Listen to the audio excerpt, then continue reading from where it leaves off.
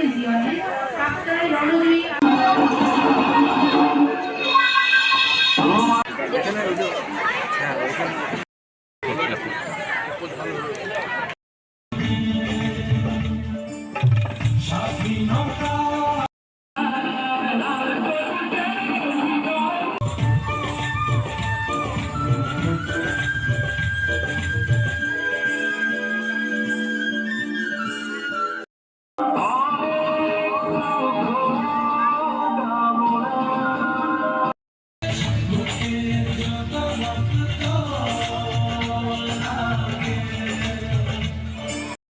কাপ্তাই স্বনামধন্য শিক্ষা প্রতিষ্ঠান শিশু নিকেতন স্কুলের আয়োজনে ব্যাপক উৎসাহ উদ্দীপনার মধ্য দিয়ে গত 8ই নভেম্বর আমাদের এই প্রিয় শিশু নিকেতন প্রাঙ্গণে অনুষ্ঠিত হয়ে গেল জোন কমান্ডার স্কলারশিপ 2025। এতে মোট 327 জন শিক্ষার্থী অংশগ্রহণ করেছে।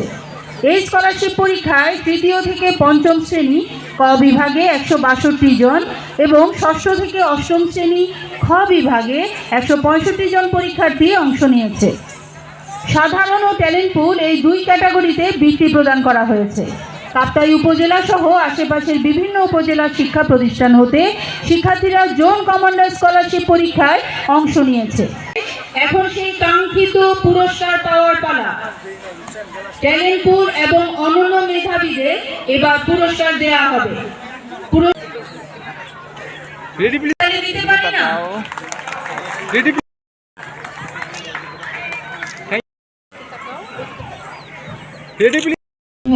পিএসসি মহোদয়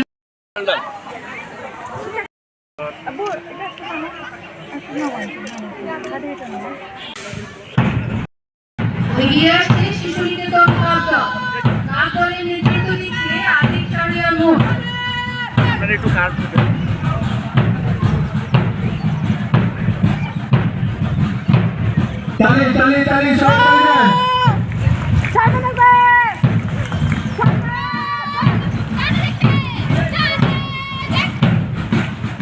এগিয়ে এসেছে রাজরায়, নেতৃত্ব দিচ্ছে কানিশা বৃন্তে যোগী।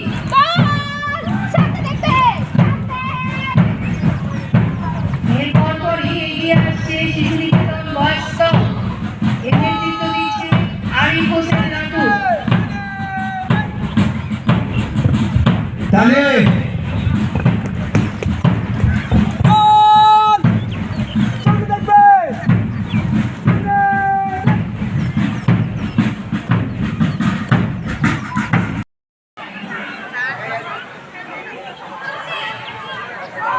Long shot no